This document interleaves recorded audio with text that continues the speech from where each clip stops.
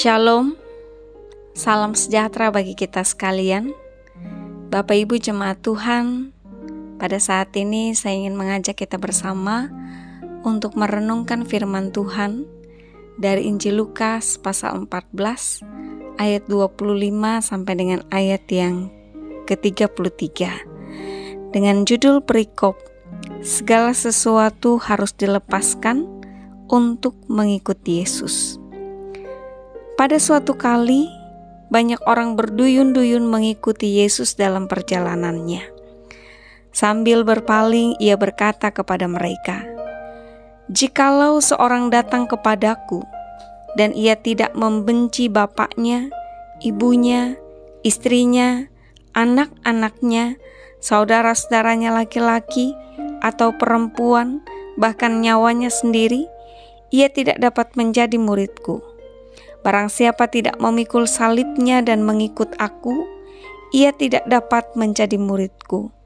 Sebab siapakah di antara kamu yang kalau mau mendirikan sebuah menara, tidak duduk dahulu membuat anggaran biayanya, kalau cukup uangnya untuk menyelesaikan pekerjaan itu?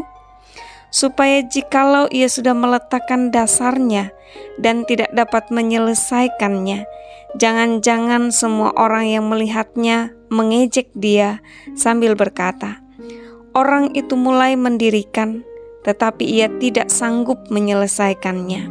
Atau raja manakah yang kalau mau pergi berperang melawan raja lain, tidak duduk dahulu untuk mempertimbangkan, apakah dengan 10.000 orang ia sanggup menghadapi lawan yang mendatangnya dengan 20.000 orang?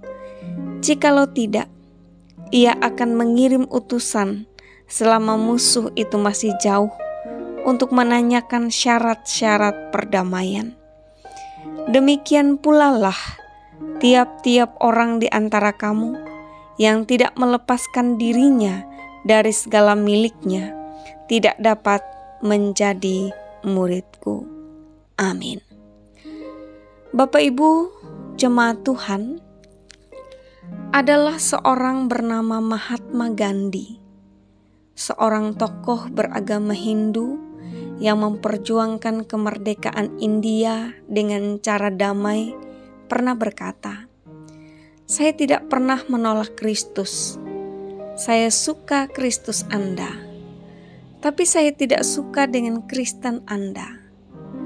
Perkataan ini adalah sebuah jawaban dari pertanyaan Stanley yang menanyakan kepadanya mengapa ia suka mengutip kata-kata Kristus tetapi menolak untuk menjadi pengikut Kristus. Perkataan Gandhi tersebut berawal dari pengalaman buruk yang didapatinya ketika dia berjumpa dengan orang-orang Kristen kulit putih di Amerika yang melarangnya untuk masuk ke gereja ketika ia mau mengikuti ibadah dan berniat untuk menjadi pengikut Kristus. Ia dianggap sebagai orang kafir yang tidak boleh masuk ke gereja karena ia bukan orang kulit putih.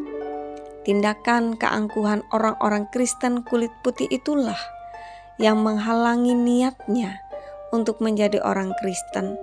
Namun ia tetap meneladani ajaran Kristus dalam sepanjang hidupnya. Saudaraku jemaat Tuhan, pengalaman perjumpaan Mahatma Gandhi dengan orang Kristen seharusnya menjadi peringatan bagi kita bahwa setiap orang yang percaya kepada Tuhan Yesus adalah muridnya. Apa artinya menjadi murid Tuhan Yesus? Murid Tuhan Yesus adalah seorang yang mau mengikuti dan mentaati perintah dan ajarannya. Ia harus selalu berusaha menjadikan dirinya sebagai seorang yang mau dibentuk dan dipimpin oleh Tuhan Yesus untuk menjadi serupa dengan Dia. Tidak sekedar ada semangat saja, tetapi ada pertimbangan dan konsekuensi yang harus dihadapi. Nas kita pada hari ini berbicara tentang apa saja syarat untuk menjadi murid Tuhan Yesus. Ini disampaikan sendiri oleh Tuhan Yesus kepada semua orang yang mengikutinya. Syarat-syarat itu adalah yang pertama, melepaskan apa yang sangat kita kasihi.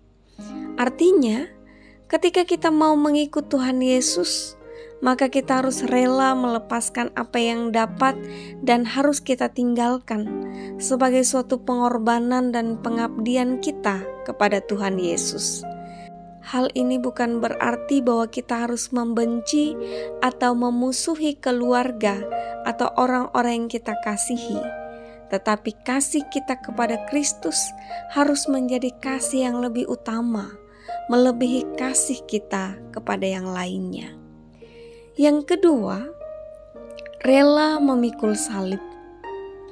Menjadi pengikut Tuhan Yesus memang tidak mudah. Ada banyak tantangan dan resiko yang harus kita hadapi. Kadangkala kita harus berhadapan dengan cobaan maupun pergumulan yang berat. Dalam hal ini kita harus mampu bertahan dan mau menanggung segala sesuatu yang menjadi resiko dari pengabdian kita kepada Kristus. Itulah salib yang harus kita pikul, sama seperti Kristus yang telah memikul salibnya bagi keselamatan kita. Yang ketiga, mengikut Tuhan Yesus tidak boleh setengah-setengah, tetapi bertekun sampai akhir. Perumpamaan tentang orang yang mendirikan menara mengajak semua orang percaya untuk bersungguh-sungguh dalam mengikut Tuhan Yesus.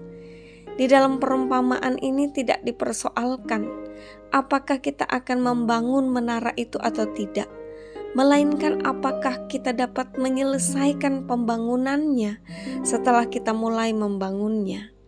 Artinya, ketika kita menyadari bahwa kita adalah pengikut Kristus, maka kita akan mengikutinya sampai akhir hidup kita.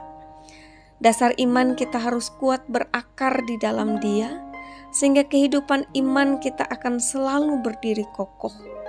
Kita harus rela meninggalkan dosa dan kehidupan yang tidak berkenan di hadapan Tuhan sebagai harga yang harus dibayar dalam mengikuti Dia. Dengan kata lain, pengikut Kristus harus benar-benar mengetahui apa saja yang menjadi kewajiban imannya dan senantiasa bertekun melakukannya. Karena akan menjadi hal yang memalukan apabila ada seorang pengikut Kristus yang sudah mulai beriman kepadanya, tetapi kemudian murtad di tengah perjalanan hidupnya. Ia akan menjadi batu sandungan bagi yang lainnya. Yang keempat, bijaksana dalam menghadapi lawan dan selalu mengandalkan Tuhan Yesus. Kehidupan orang percaya sama seperti orang yang pergi berperang, yang setiap saat menghadapi musuh yang mau menggoyahkan iman. Ada banyak hal yang harus kita perangi, baik itu kuasa-kuasa jahat, hawa nafsu kedagingan, keangkuhan dan kesombongan, serta segala bentuk kejahatan dan ketidakbenaran yang tidak berkenan di hadapan Tuhan. Orang percaya diharapkan bijaksana dalam menentukan langkah dan tindakannya, serta dapat mengatur strategi dengan baik supaya tidak dikalahkan. Kita harus mampu bertahan, bahkan menang dalam setiap peperangan iman. Kita pun harus rela melepaskan ikatan dari segala apa yang kita miliki, jika itu menjadi penghalang iman kita. Karena hidup kita adalah milik Kristus.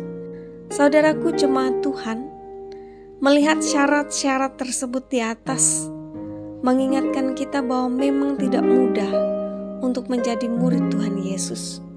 Diperlukan pengorbanan, perjuangan, kesetiaan atau komitmen dan kebijaksanaan. Jika sejak awal kita sudah mempersiapkan diri dan mau bertekun, maka bukan tidak mungkin kita dapat menjadi murid Tuhan Yesus yang sejati. Apalagi jika kita memiliki kerendahan hati dan selalu bersedia dibentuk seperti tanah liat di tangan tukang periuk. Dapat kita bandingkan dalam Yeremia pasal 18 ayat yang ke-6. Maka keberadaan kita dapat menjadi garam dan terang di mana saja kita berada. Tidak seperti orang Kristen kulit putih dalam cerita Mahatma Gandhi yang angkuh dan tidak menerapkan ajaran Kristus dalam kehidupannya, ia hanya dapat menjadi batu sandungan bagi orang lain.